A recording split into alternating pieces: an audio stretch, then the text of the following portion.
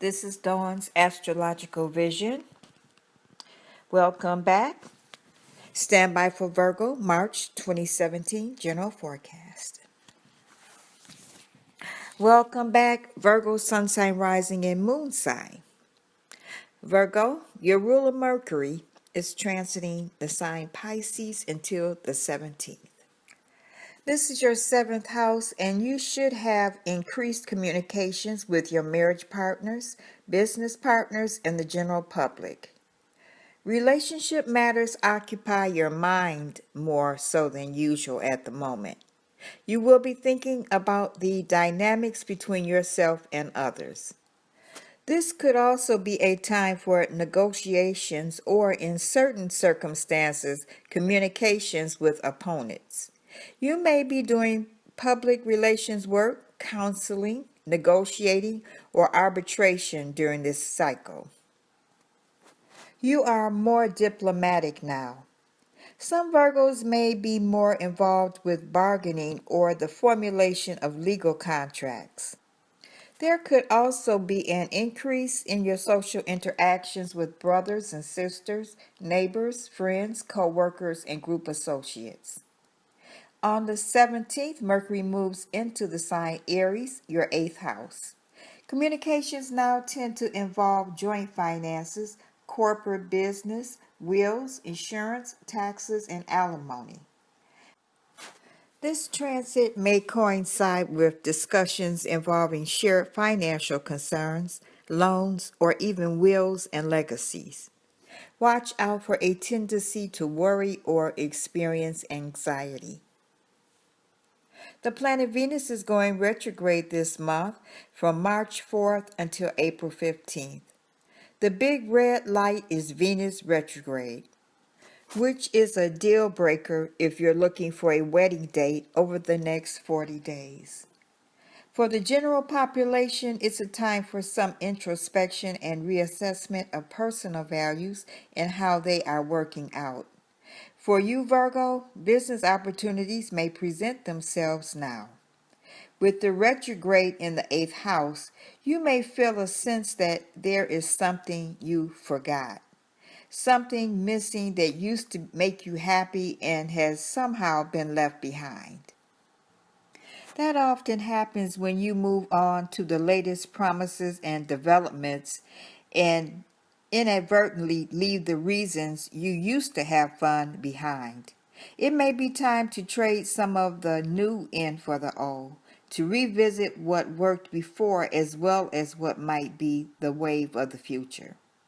There are some things money can't buy, or you forgot you already bought it. Don't spend unnecessarily when you can fall in love again with what you already have. Venus retrograde is an approximately 8-year cycle, which means it returns to the same zodiac degree every 8 years. So be aware that there may be a connection to circumstances from 8 years ago. Consider if there is a pattern and if it is being repeated in your life. If so, you probably need to think about what you need to deal with and change or do differently or move on. The sun is still transiting Pisces, your 7th house, until the 20th. This is a good period for organizing your relationships and improving your public relations. Interesting and influential people may come into your life now. However, you need to watch out for willful attitudes in your personal relationships. Your focus is on relationships, coupling, and balancing your personal interests and objectives with what would be best for a significant other. It's important to give others credit and recognition and to attempt to harmonize and include others rather than to go solo. On the 5th, Saturn trines Mars and lets us know it's time to get the show on the road. This is a super productive time because it means that hard work plus following the rules equals success. This will affect your 4th and 8th house. You may also feel restless at restrictions and may push or drive to do things your own way. Use that self-discipline and drive to good purpose without antagonizing others. There is a Jupiter-Uranus opposition on the 2nd that affects your second house of your money-making abilities, spending habits, and cash flow, and your 8th house of other people's resources, legacies, lawsuits, and investments. This aspect dares you to be your own authentic self by breaking free from societal patterns. But it might be a little harder to let your flag fly as high as you'd like because Jupiter is still retrograde until June 8th. Jupiter rules growth and expansion as well as higher learning and overseas travel. However, during the retrograde period, the normal rate of growth and expansion slows. It can be an opportunity to plan a trip or plan to study or reflect on your personal values and how they do or don't support you. Around the 2nd, unexpected changes or unusual situations demand maximum faith and trust in your own moral judgments, not to make erratic decisions. On the 9th, Mars moves into the sign Taurus until April 21st. You could experience more restlessness and hunger for adventure than usual. Essentially, you are looking to expand your activities, and you may find that you have a lot of energy for higher studies, travel, or simply new subjects. Negative potentials include being excessively opinionated or getting easily fired up over differences in points of view or legal fights. The full moon is in your sign on the 12th, which is a good day to start a diet. Over the next couple of days, make good use of this time by focusing and directing your extra energy into worthwhile projects. The full moon in the first house finds you needing to relate to friends and loved ones, and you are in tune with the feelings of those around you. You can be emotionally very giving with this transit, but you can also be emotionally demanding as well, especially if you feel you've been giving a lot. At this time, it's best to give without expecting any return. New beginnings, energy, and self-assertion are highlighted for you today.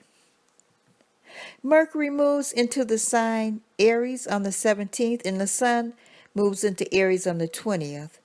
A fiery spring lineup can make this year a game changer because on the first day of spring, the Aries Sun, 4 planets, and the Moon are concentrated in fire signs that signal new adventures and risk.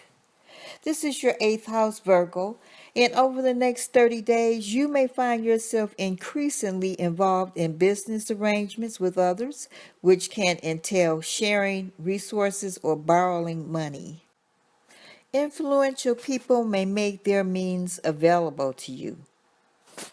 You may experience bouts of worry and anguish that seems to come out of nowhere during this period. Intensifying your emotional, psychic, and energy connection to an intimate partner is the focus now. Also on the agenda are issues of shared values, shared properties, or money, and the ways you blend with or withhold from one another on all levels. In practical terms, you may need to attend to your will, investments, inheritance, insurance, and preparations for personal and or mutual long-term security and well-being. The Aries new moon is on the 27th. If you are planning something new this year, the next couple of weeks are the right time to do so. The new moon is in your 8th house and is an excellent opportunity to start a savings plan, find an accountant, or incorporate a business.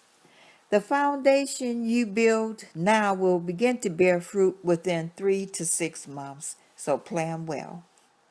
The Jupiter and Pluto square on the 30th could bring up an important legal decision or force you to confront a moral dilemma. This aspect affects your 2nd and 5th houses. Generally speaking, we may take on too many interests, activities, or desires under this influence. Exaggerating our importance or power, either to ourselves or others, should be avoided.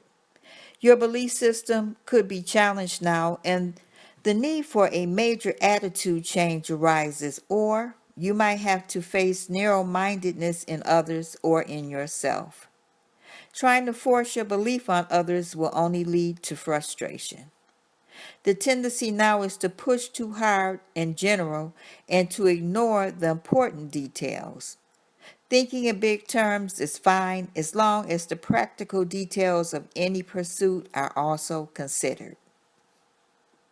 Virgo, your lucky days of the month are the 2nd, 3rd, 11th, 12th, 21st, 22nd, 29th, and 30th. This completes your general forecast for the month of March. Virgo, thank you again for liking, subscribing, and sharing my monthly forecast. Have a wonderful month, and I'll talk to you in April. Bye.